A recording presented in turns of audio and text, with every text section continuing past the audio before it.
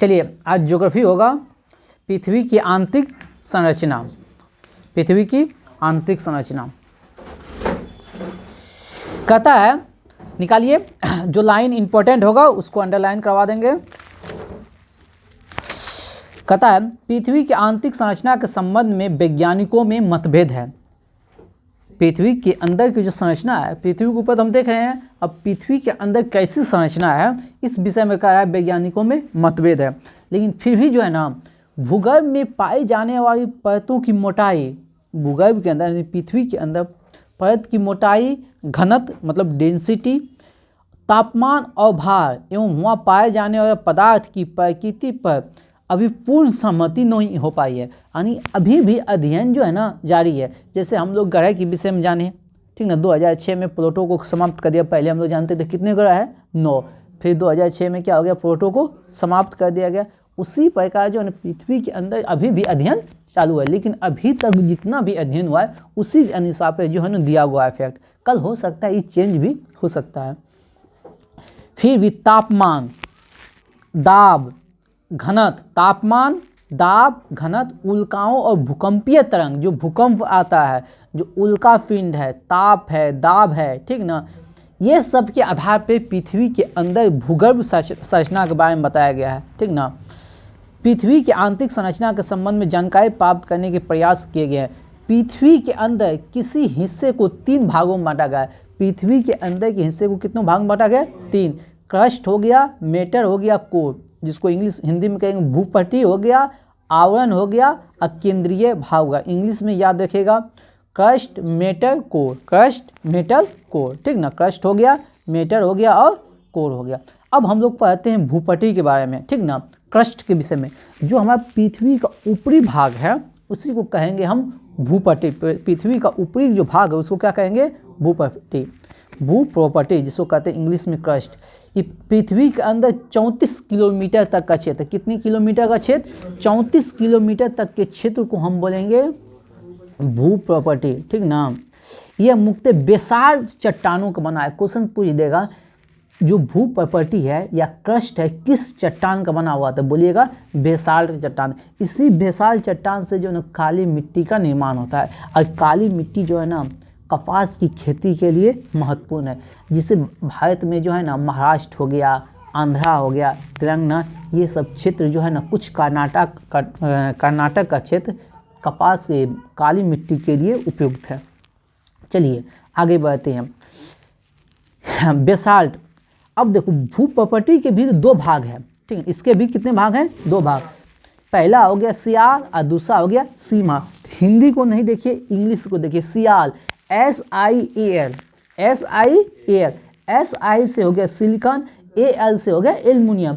इसमें सिलिकॉन और एल्युमिनियम की प्रधानता है। दूसरा है सीमा, SIMA, SI से सिलिकॉन, MA मैग्नीशियम की प्रधानता है। यानी कि सिलिकॉन, एल्युमिनियम और मैग्नीशियम, सिलिकॉन, एल्युमिनियम और मैग्नीशियम की प्रधानता है।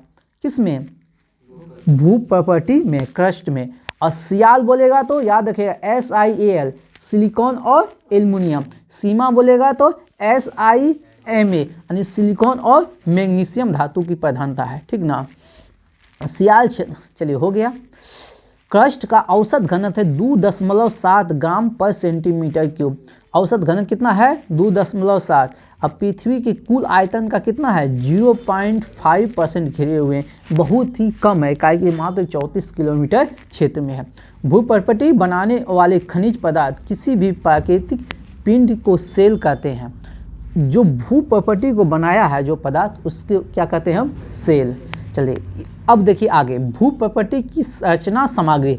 भूप्रॉपर्टी जो बना है किससे किससे बना है, कहता है वजन के अनुसार सबसे अधिक ऑक्सीजन भूप्रॉपर्टी यानी हमारे पृथ्वी का जो ऊपरी परत है उसमें सबसे ज़्यादा क्या है, ऑक्सीजन। ऑक्सीजन कितना है, 40.60।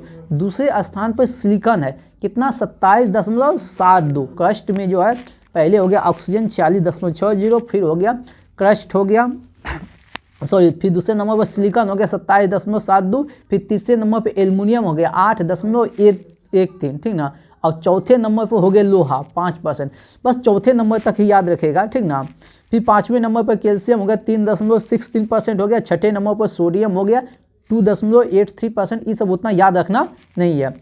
और देख लेते हैं, हम इतना बोल दिए तो सातवें नंबर पोटेशियम हो गया 2.59, पोटेशियम हो गया 2.59। और आठवें नंबर पर हो गया मैग्नीशियम 2.09%। यानी कि पृथ्वी के संपूर्ण प्रॉपर्टी का लगभग 99% भाग 8 तत्वों से मिलकर बना। ये क्वेश्चन पूछता है, जो भू प्रॉपर्टी है, यह क्रस्ट है, क्रस्ट का 98% भाग जो है कितने तत्वों से मिलकर बना है? 8 तत्वों से मिलकर बना है, ठीक ना। हो सकता है न्यू लूसेंट में 10 भी दे दे, लेकिन 98% याद रखिएगा 8 तत्वों से। शेष भाग में बहुत कम मात्रा में टाइटेनियम है, हाइड्रोजन है, फास्फोरस है, मैंगनीज है, सल्फर है, सिलिकॉन है, ये सब है कम मात्रा में। बात समझे कि नहीं? चलिए आगे बढ़ते हैं। अब आते हैं हम लोग मेटल की ओर। मेटल कितना है? 29 किलोमीटर मोटा क्षेत्र। कितना किलोमीटर है? पहले हो गया क्रस्ट, अब आते हैं मेटल। 2900 किलोमीटर मोटा क्षेत्र मुख्यतः बेसाल्ट पत्थरों के समूह से बना है। किससे बना है? बेसाल्ट पत्थरों के समूह से बना है। अब मेटल के इस हिस्से में मैग्मा के चैम्बर पाए जाते हैं। यही मैग्मा के चैम्बर है। तो बोलेगा जो ज्वालामुखी का उद्गार होता है, जो मैग्मा निकलता है, वो किस भूगर्भ के किस भाग से निकलता है? तो मौ से मैग्मा, मौ से मेटल। कहाँ से निकलता है? मेटल से, ठीक ना। मौ से मैग्मा, मौ से मेटल। इसका औसत घनत्व कितना है? जहाँ की क्रस्ट का था 2.7, वहीं मेटल का है 3.5 से 5.5, 3.5 से 5.5। अब पृथ्वी के कुल आयतन का 83% भाग घिरे हुए। मेटल कितना भाग घिरे हुए? 83%। अब आते हैं कुछ असंबद्धता है। असंबद्धता क्या होता है? जब दो परत है ना, दो परत जैसे मेटल है और क्रस्ट है, इस दोनों के बीच में जो असंबद्धता आता है, कुछ डिसकंटिन्यूटी आता है। जैसे देखिए, एक दो परत है, उस दोनों परत के बीच में कुछ मटेरियल है, कुछ पदार्थ है, जो कि उस दोनों भाग को दो अलग भाग में, क्रस्ट और मेटल को दो अलग भाग में जो बांटता है। कैसे जानेगा? यहाँ से ऊपर क्रस्ट हुआ, यहाँ से नीचे मेटल हुआ, उसको दो भागों में बांटने वाले जी असंबद्धता है, उसी को हम उसके बारे में पढ़ेंगे। तो इस असंबद्धता जो 4-5 गो है, ठीक है। रेखा कोमा में रेखा मारे गुलाटी, कोमा में रेखा मारे गुलाटी, कोका से कोमा, कोनराड असंबद्धता, डिसकंटिन्यूटी, ठीक ना। ये ऊपरी क्रस्ट और निचले क्रस्ट के सीमा को कोनराड असंबद्धता कहते हैं। यानी कि क्रस्ट को दो भागों में बांटा गया, ऊपरी क्रस्ट और निचली क्रस्ट, उन दोनों को दो भागों में बांटने वाली जो असंबद्धता है, उसी को कहेंगे कोनराड। ऊपरी क्रस्ट और निचली क्रस्ट। अब निचली क्रस्ट से आ जाएगा ऊपरी मेटल, तो आगे देवे क्या काहे को बताएंगे। मोहविसिक डिसकंटिन्यूटी बोले या असंबद्धता बोले, दोनों एक ही बात है। क्रस्ट और मेटल के बीच जो सीमा बनाता है उसको क्या कहेंगे? मोहविसिक। तो कोमा में रेखा मारे गुलाटी, कोका मोआ का। बात समझे कि नहीं? हो गया ना? बात समझे? तो मोहविसिक किसके बीच आया? क्रस्ट और मेटल के बीच, क्रस्ट और मेटल के बीच। अब रेपेटी आएगा, अब फिर मेटल को दो भाग में बांटेगा, ऊपरी मेटल और निचली मेटल। तो रेपेटी ऊपरी मेटल और निचली मेटल। बात समझे? हो गया। अब आएगा कोर। अब कौन आएगा? कोर। तो गुटेनबर्ग जो है ना, किसके बीच? निचले मेटल और ऊपरी कोर, निचले मेटल और ऊपरी कोर। गुटेनबर्ग किसके बीच आएगा? निचले मेटल और ऊपरी कोर। और लेहमैन हो जाएगा बाह्य कोर और आंतरिक कोर, ठीक ना। गुटेनबर्ग निचली मेटल और ऊपरी कोर, निचली मेटल और ऊपरी कोर। बात समझे? गुटेनबर्ग निचले मेटल और ऊपरी कोर, गुटेनबर्ग निचले मेटल और ऊपरी कोर। और लेहमैन हो गया बाह्य कोर और आंतरिक कोर, बाह्य कोर, आंतरिक कोर। बात समझे कि ना? देखो, कोनराड हो गया ऊपरी क्रस्ट, निचली क्रस्ट, ऊपरी क्रस्ट और निचली क्रस्ट। और उसके बाद आएगा मोहविसिक, आ जाएगा मेटल को दो भाग में बांटेगा, ठीक ना। ऐसे भी बोल सकते हैं, मेटल को दो भाग में बांटा है ना, मेटल क्रस्ट और मेटल को, क्रस्ट और मेटल को बोला, तो आप ऐसे बोल सकते हैं निचली क्रस्ट और ऊपरी मेटल, निचली क्रस्ट और ऊपरी मेटल, ऐसे भी बोल सकते हैं आप, ठीक ना। फिर आ जाएगा रेपेटी, आयु नहीं आए। फिर आ गया रेपेटी, ऊपरी मेटल और निचले ऊपरी, हाँ ऊपरी मैटर और निचले को रेपेटिव निचली मैटर और ऊपरी कोड को हो गया गुटेनबर्ग, फिर हो गया लेमेन, हो गया बाय कोड, आंतरिक कोड हो गया। चलिए यहाँ तो हो गया। अब आइए केंद्रीय भाग, ठीक है, केंद्रीय भाग। पृथ्वी के केंद्रीय भाग याद रखिएगा नीफे, क्या नीफे, ठीक ना, निकेल और फेरस, निकेल और फेरस, निकेल और फेरस। इसका औसत घनत्व कितना है 13 ग्राम पर सेंटीमीटर। पहले हो गया प्रॉपर्टी का कितना हो गया, आयतन हो गया 0.5, 2.7, फिर हो गया 3.5 से 5.5। अब इसका घनत्व हो जाता है कितना 13 ग्राम पर सेंटीमीटर, सबसे ज़्यादा घनत्व है, ठीक ना, ठीक ना। सबसे ज़्यादा घनत्व किसका है, केंद्रीय भाग को सबसे ज़्यादा घनत्व है, इसलिए हम यह जाने लोहा और फेरस है, बात समझे, क्योंकि लोहा का घनत्व क्या होगा, ज़्यादा हो जाएगा क्योंकि ज़्यादा भारी है, ठीक ना।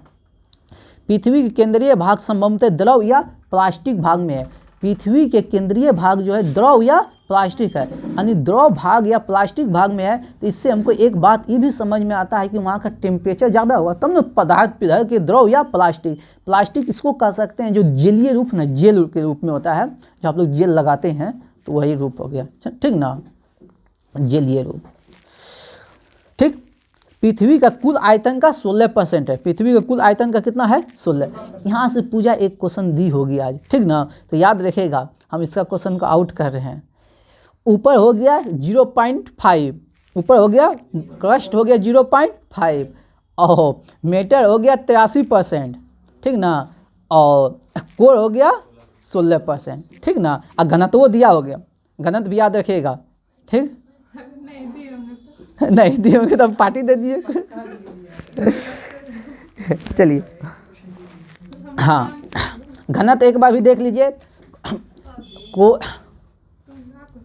क्रस्ट का हो गया 2.5, मेटर का हो गया 3.5 से 5.5 और कोर का हो गया 13। क्लियर हो गया। चलिए आगे बढ़ते हैं हम लोग। हाँ अब लेकिन ये तो हो गया क्रस्ट मेटर को सबका हम अलग अलग जानेंगे, लेकिन अब पूरे पृथ्वी का घनत्व बोलेगा तो 5.5 ही तो कन्फर्म में दिले हैं, तो ध्यान से देखिएगा 5। अब यूनिट भी देख लीजिएगा, ठीक ना, ग्राम पर सेंटीमीटर क्यूब।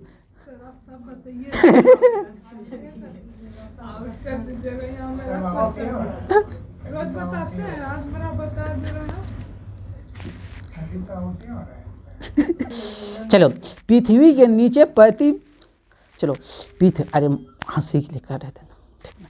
पृथ्वी के नीचे जाने पर 32 मीटर जाने पे 1 डिग्री तापमान बढ़ रहा है, तो पृथ्वी के गहराई के नीचे जाने तो हम तापमान क्या हो रहा है, बढ़ रहा है। इसीलिए जो सबसे कोर भाग है वो सबसे ज़्यादा टेम्परेचर है, तब ना वो उसका घनत्व ज़्यादा है, क्योंकि लोहा जो ना पिघल गया द्रव, लगभग द्रव या प्लाज्मा फॉर्म में है, लिक्विड फॉर्म में है, ठीक ना। चलिए अब आते पृथ्वी के स्थलीय क्षेत्र पर सबसे नीचा क्षेत्र है जॉर्डन में मृत सागर के आसपास का क्षेत्र, ठीक ना।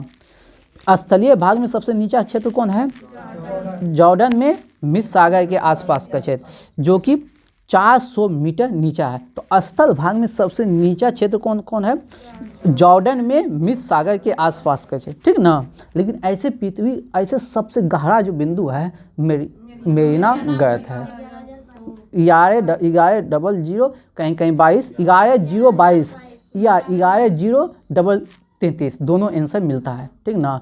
11,022 11,033 दोनों मिलता है, ठीक ना। लेकिन लूसेंटवा में लिखा होगा 22, लूसेंट में लिखा होगा। ये क्वेश्चन है यहाँ, अच्छा हम नहीं बोलेंगे, हम ऐसे बोल दिए। चलिए सबसे पहले पाइथागोरस, आप लोग 10th में पाइथागोरस थ्योरम पढ़े होंगे, ठीक ना। पृथ्वी को गोल बताया सबसे ज्योग्राफी के अनुसार कौन, पाइथागोरस, ठीक ना। मैथ का आदमी बताएगा, ठीक ना। और आकाश में स्वतंत्र रूप से लटकी हुई बताया, और सर आइजैक न्यूटन ने इसे नारंगी के समान बताया, ठीक ना। चलिए अब आइए, जेम्स जीन ने नारंगी के बजाय नाशपाती आकार के बताया, तो नाशपाती के आकार को कौन बताया, जेम्स जीन ने, ठीक ना। अब देखिए पृथ्वी की वायु सतह को 4 भागों में बांटा गया। पृथ्वी के वायु सतह को कितने भागों में बांटा गया? 4 भागों में। स्थल मंडल, जल मंडल, वायुमंडल, जैव मंडल, ठीक ना। अब हम लोग पढ़ते हैं स्थल मंडल के बारे में, तो इसको भी देख लेते हैं हम लोग स्थल मंडल, ठीक ना। तो आप लोग जानबे कहते हैं पृथ्वी के 29% भाग पर क्या है? स्थल है, और 71% भाग पर क्या है? जल है, ठीक ना। जल की प्राधान्यता है, ठीक ना। लेकिन पीने योग्य जल मात्र 2.5% है। जो भूगर्भ में है जो जल है वो समुद्र का जल 71% है। बात समझेंगे ना? समझे?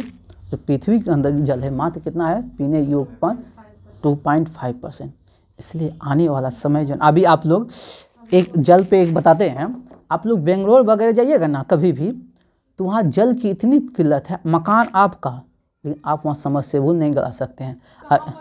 बेंगलुरु में आप समरसेबुल नहीं गड़ा सकते हैं, ठीक ना, अलाउ नहीं है। बात समझे?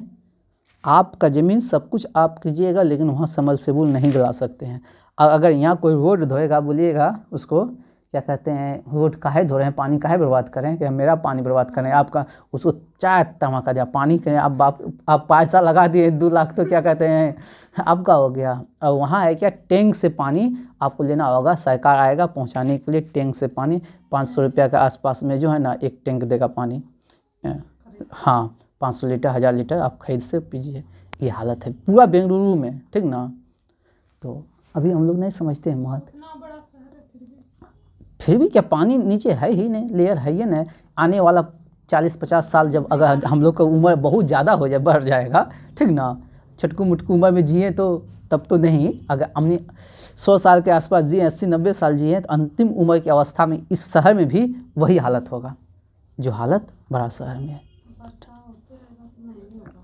नहीं, वर्षा कितना होगा ना, तो भूगर्भ जो है ना, देखिए बताते हैं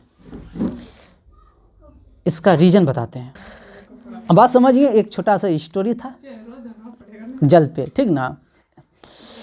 चलिए, इसीलिए कहा गया जल ही जीवन है। पृथ्वी के भू क्षेत्र का में वह जल का क्षेत्रफल का अनुपात कितना है? 3:7। चलिए, उत्तरी गोलार्ध में 61% और दक्षिणी गोलार्ध में 81% क्षेत्र पे जल है। तो सबसे ज़्यादा जल कहाँ है? दक्षिणी गोलार्ध में, ठीक ना। सबसे ज़्यादा जल कहाँ है? दक्षिणी गोलार्ध में। उत्तरी गोलार्ध में कितना है? 61%, ठीक ना। चलिए, पृथ्वी पर अधिकतम ऊंचाई है माउंट एवरेस्ट 8,850 मीटर, ठीक ना। पुराना बुक में मिलेगा 8,848 मीटर, ठीक ना। अभी भी इसकी लंबाई में लगातार वृद्धि है। अब अधिकतम गहराई है मेरियाना गर्त 11,022 मीटर, 11,022 मीटर। कहीं कहीं आपको 33 भी लिखा मिल जाएगा, तो ज़्यादा ही घबराइएगा नहीं, ठीक ना। स्टार दे दिया है, देख लीजिए यहाँ, देखिए यहाँ स्टार लिख ले है, और स्टार को नीचे NCERT क्लास 6 के अनुसार बता दिया है। NCERT हाँ 33 मिलेगा, ठीक ना। इस प्रकार पृथ्वी की अधिकतम एवं अधिकतम गहराई के में लगभग 20 किलोमीटर का अंतर है, 20 किलोमीटर का अंतर है। स्थल मंडल महाद्वीपीय क्षेत्र में अधिक मोटी है। स्थल मंडल जो महाद्वीप में क्या है? अधिक मोटी है। सिंपल सा बात है, महाद्वीप में अधिक मोटी काहे है? कहाँ है कि वहाँ जो है स्थल ज़्यादा है, तो स्थल ज़्यादा है तो उसकी मोटाई, ज़मीन ज़्यादा है तो उसकी मोटाई ज़्यादा होगा, और जहाँ समुद्र है उसकी परत की मोटाई क्या होगा? कम होगा, नहीं होगा। बस समझे? जहाँ समुद्र है, नदी है, नदी की परत की मोटाई क्या होगा? कम होगा। और स्थल है तो वहाँ ज़मीन की मोटाई क्या होगा? ज़्यादा होगा, ठीक ना। चलिए, हाँ, तो स्थल भाग में जो मोटाई है 40 किलोमीटर है, महासागरीय क्षेत्र में मोटाई है 12 से 20 किलोमीटर। अब हम लोग पढ़ते हैं रॉक, चट्टान, ठीक ना। पृथ्वी की सतह के कठोर भाग को क्या कहते हैं? चट्टान। कठोर भाग को क्या कहते हैं? चट्टान। जो पृथ्वी, अब यहीं हम भाई कोड कर देते ना, यहाँ से ऐसे ऐसे क्वेश्चन दे सकता है तो कहेगा आउट हो गया। अभी शांति से पढ़ा रहे हैं तो नहीं, कोड करके बताएंगे ना तो दिक्कत होने लगेगा। कर दें कोड, देखिए अब कोड करके बताते हैं। हाय तू अथी मत नो, तू हाय कौन बताइए ना सर नंबर। हाँ ऐसे ही रखना है खुद। अगर आप बताने पे नहीं लगा 50 में 49 नंबर कर। चलिए, आग्नेय चट्टान, ये मेग्मा या लावा के जमने से बनता है। समझिए, जो ज्वालामुखी का उद्गार होता है, ठीक ना, तो ज्वालामुखी पृथ्वी के अंदर से, हम लोग पढ़े मेटल में, जो मेटल के चेम्बर में क्या है, ज्वालामुखी है, ठीक ना, मेग्मा है। जब मेग्मा निकलता है तो उससे जो चट्टान बनता है उसी को कहीं आग्नेय, नाम सुने, उसको हमको पढ़ने नहीं है, हम लोग बकलोल है, महाढकलोल है, नाम क्या है, आग्नेय। तो जब भूकंप आता है तो आग निकलता है, तो उससे बना आग्नेय चट्टान, बस सिंपल सा। अरे ज्वालामुखी भूकंप बोला जा रहा है, ज्वालामुखी, आप काहे के लिए गुस्सा रहे हैं? जो लावा, ज्वालामुखी के उद्गार से ही लावा को निकलेगा। बार ज़्यादा भूकंप देखे हैं हम लोग, सुने हैं ना, ज्वालामुखी हम लोग के बिहार के एरिया में नहीं है ना ज्वालामुखी ज़्यादा ना। हाँ, अब बाहर आ गया लावा, ठीक ना, उसी को नहीं कहते लावा फूट गया उसको। हाँ, अंदर है तो मेग्मा, जब ऊपर आ गया तो कहलाया लावा। चलिए, जैसे ग्रेनाइट हो गया, बेसाल्ट होगा, पिग्मेटाइट हो गया, डायोलाइट है, ग्रोबो, ये सब आग्नेय चट्टान है, ठीक ना। आग्नेय चट्टान, आग्नेय चट्टान स्थूल परत रहित है, परत रहित है, आग्नेय चट्टान परत रहित, कठोर है। स्थूल मतलब कड़ा, समझे? हाँ, कड़ा। अब सिंपल है, आग्नेय जमेगा तो कड़ा ही होगा। परत रहित है, कठोर संघनन एवं जीवाश्म रहित होती है, आर्थिक रूप से बहुत ही संपन्न चट्टान है, आर्थिक रूप से बहुत ही संपन्न चट्टान है। इसमें जो लोहा, निकेल, तांबा, सिरका, जस्ता, मैग्नीज, ये सब यानी बहुमूल्य धातु सब पाया जाता है। लोहा हो गया तो समझिए कल्याण है, ठीक ना, लोहा जिसमें आ गया वो बहुमूल्य धातु है, ठीक ना। ग्रेनाइट के दो घटक है, सिलिका और एल्युमिनियम। ग्रेनाइट ये पुराना लूसेंट में नहीं दिया हुआ है, हम पहले ही ना बोले हैं, हम पहले ही ना बोल रहे हैं रे, अरे पगलिया, हम पहले ही ना बोल रहे हैं जी, पुराना लूसेंट में नहीं है। हाँ, आप बोल तो रहे हैं, बता तो रहे हैं, गजब है। ग्रेनाइट के दो प्रमुख घटक हैं, सिलिका और एल्युमिनियम। कौन है? सिलिका और एल्युमिनियम। ग्रेनाइट के दो घटक कौन कौन है? सिलिका और एल्युमिनियम। आप काहे के लिए रो रहे हैं? ये रोना बंद हो गया तो आप स्टार्ट हो गए हैं, उसके साथ मिलकर हंसिए, उधर चल जाइए, ठीक ना। सिलिका और एल्युमिनियम, सिलिका और एल्युमिनियम, SiAl। SiAl को क्या बोलेंगे? सीमा ने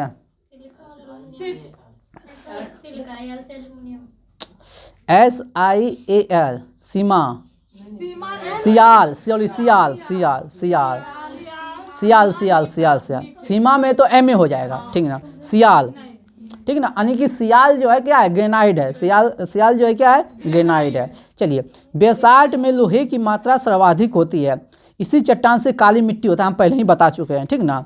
आगे आइए, पेग्माटाइट।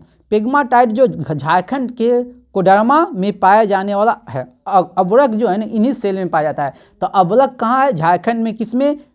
हाँ, कोडरमा में। और किसमें? पेग्माटाइट में। पेग्माटाइट से क्या प्राप्त होता है? अवरक, ठीक ना। एकमात्र अवरक तत्व वाला खनिज नहीं है, एकमात्र अवरक तत्व वाला खनिज नहीं, यानी अवरक जो है ना ऐसा एकमात्र खनिज नहीं है। चलिए आगे बढ़ जाइए। आग्नेय चट्टानी पिंड, आग्नेय चट्टानी पिंड, हाँ, आग्नेय चट्टानी पिंड मेग्मा के ठंडा होकर ठोस रूप धारण करने से विभिन्न प्रकार के आग्नेय पिंड बनते हैं। इनका नामकरण इनके आकार, रूप, स्थिति के आसपास के पाए जाने के आधार पर। समझिए इसको, उतना कौन पता है, समझिए। आग्नेय चट्टानी पिंड, जब ज्वालामुखी का उद्गार होता है, कुछ जो है ना पृथ्वी के अंदर, भूगर्भ के अंदर ही जमा हो जाता है और विभिन्न रूप में जमा होता है। तो विभिन्न रूप के कारण जो है इसका नाम क्या है? भिन्न भिन्न है। बात समझे कि नहीं? जब ज्वालामुखी का उद्गार हुआ तो कुछ होता है क्या? एनर्जी, जैसे देखिए फील्ड में दौड़ने जाता है तो जैसे 5 किलोमीटर का दौड़ रहता है ना, कुछ होता है क्या? आधे में दौड़ छोड़ देता है। बस समझे? या आर्मी वगैरह का दौड़ है ना, जो बहुत पीछे हो जाता है तो 3 चक्कर में उसको क्या करता है? खींच के बाहर फेंक देता है। और उसने ज्वालामुखी बोलेगा हम पृथ्वी पर जाएंगे, हम पृथ्वी पर जाएंगे। अब आते आते किसी का एनर्जी क्या हो गया? ख़त्म हो गया। तो वहीं कोई ऐसे हो गया तो कोई ऐसे हो गया, विभिन्न रूप में वो जमा हो गया। तो उसी रूप के कारण सबका नाम अलग अलग है। बात समझे? अब देखिए बेथोलिक, उसी में है बेथोलिक। ये सबसे बड़ा आग्नेय चट्टानी पिंड है। सबसे बड़ा आग्नेय चट्टानी पिंड कौन है? बेथोलित। कौन है? बेथोलित। सबसे बड़ा आग्नेय चट्टानी पिंड कौन है? बेथोलिक। याद कीजिएगा, दिया हुआ है। सबसे बड़ा कौन है? बेथोलित। सबसे बड़ा कौन है? बेथोलित। सबसे बड़ा कौन है? बेथोलित। समझे? जो अंतर्वर्धीय चट्टान से बनता है। ये मैग्मा पदार्थ के एक बृहद पिंड है जो भूपटल की गहराई और ठंडा से होता है। ये सब तो होबे करेगा, ठीक है। ये मूलतः ग्रेनाइट से बनता है। बेथोलिट किससे बनता है? ग्रेनाइट से। बेथोलिट किससे बना है? बेथोलिट किससे बना है? सबसे बड़ा आग्नेय पिंड कौन है? बेथोलिट। सबसे बड़ा कौन है? बेथोलिट। और संयुक्त राज्य अमेरिका का इदाहो बेथोलिट 40,000 वर्ग किलोमीटर में फैला है। तो इदाहो बेथोलिट कहाँ है? यूएसए में। इदाहो बेथोलिट कहाँ है? इदाहो बेथोलिट कहाँ है? इदाहो बेथोलिट कहाँ है? और कनाडा का कोस्ट रेंज बेथोलिट इदाहो से भी बड़ा है, ठीक ना। तो कोस्ट रेंज कहाँ? कनाडा। कोस्ट रेंज कहाँ? कनाडा। कोस्ट रेंज कहाँ? इदाहो कहाँ है? यूएसए। इदाहो कहाँ है? ये सब क्या है? बेथोलिट है। और सबसे बड़ा अंतर्वेदीय चट्टान कौन है? बेथोलिट है, ठीक ना।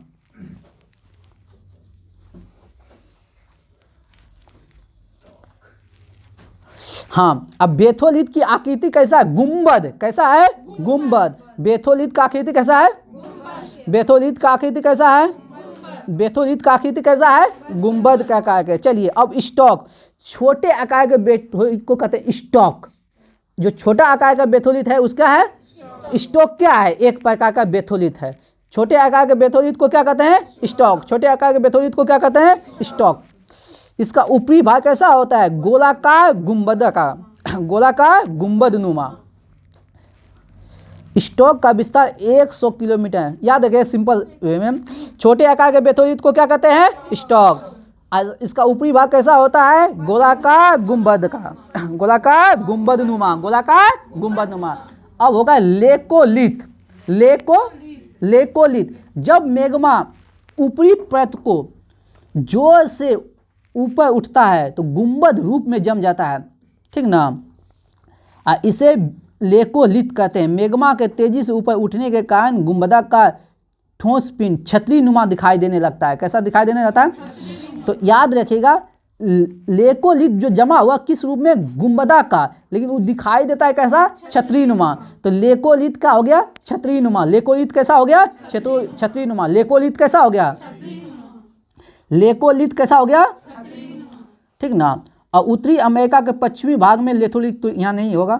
लेकोलिथ बहिर्वेदीय ज्वालामुखी पर्वत का ही एक अंतर्वेदीय प्रतिरूप है। ये भी इंपॉर्टेंट नहीं है, ठीक ना। तो याद रखिएगा लेकोलिथ का आकार कैसा है? छतरी नुमा। कैसा है? छतरी नुमा। हाँ, हाँ दिखाई देता है छतरी नुमा। तो हम देखेंगे कौन चीज़ है? हम जो दिखाई देगा हमको कैसा दिखाई देगा? छतरी नुमा, ठीक ना।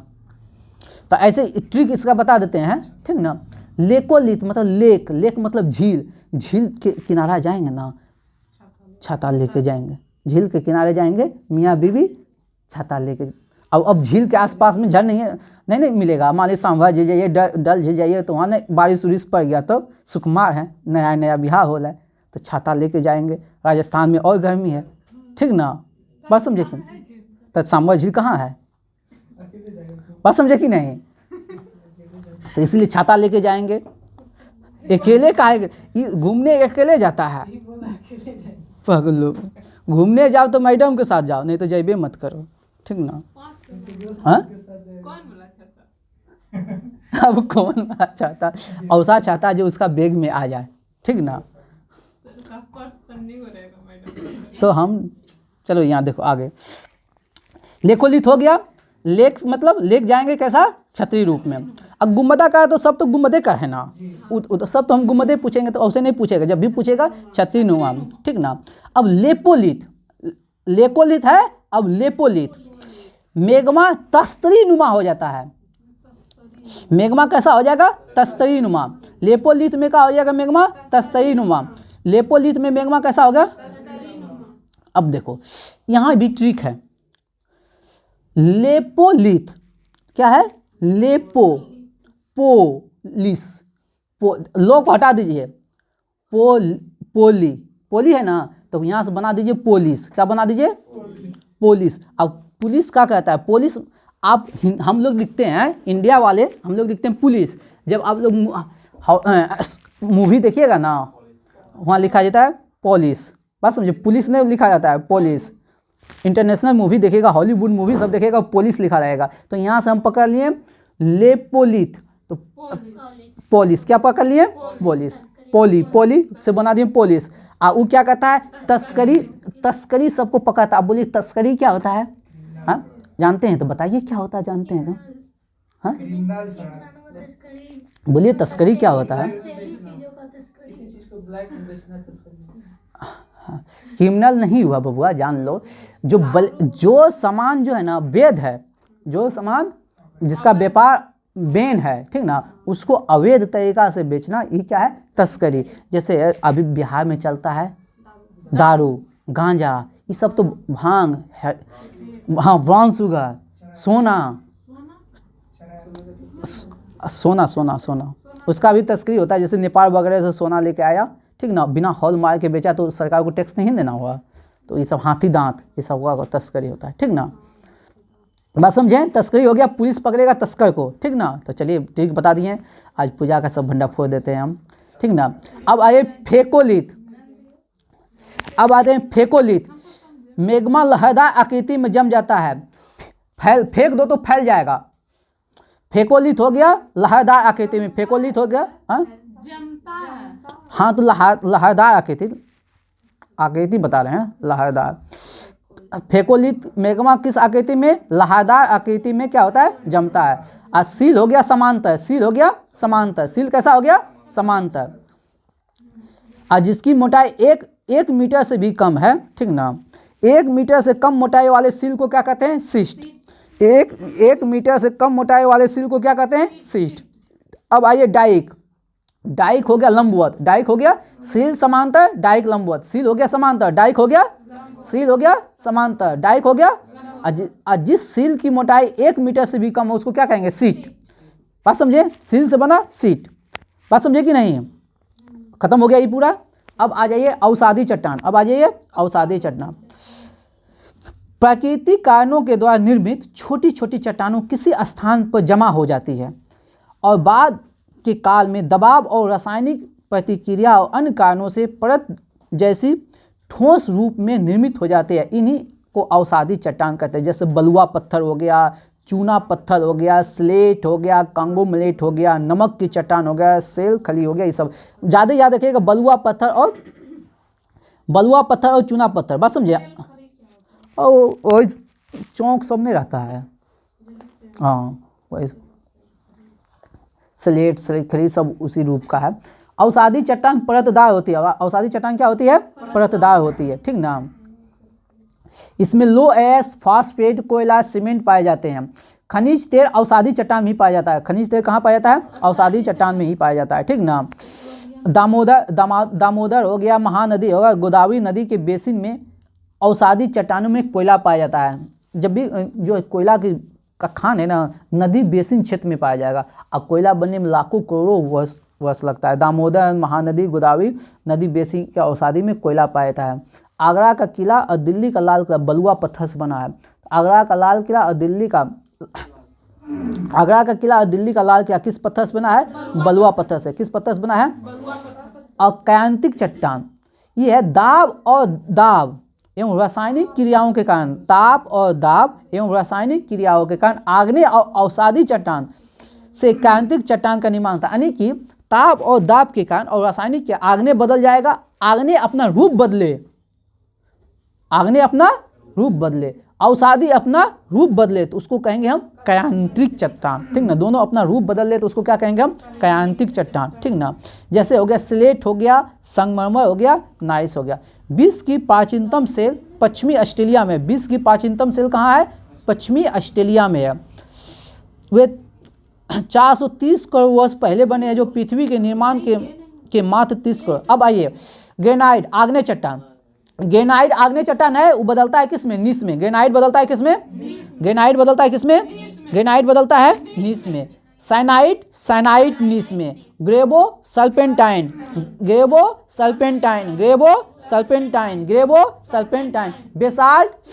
बेसाल्ट सिस्ट, बिटुमिनस कोयला, ग्रेफाइट। अब आइए अवसादी को बदलिए रूपांतरित में। सफीड सफेद सिस्ट।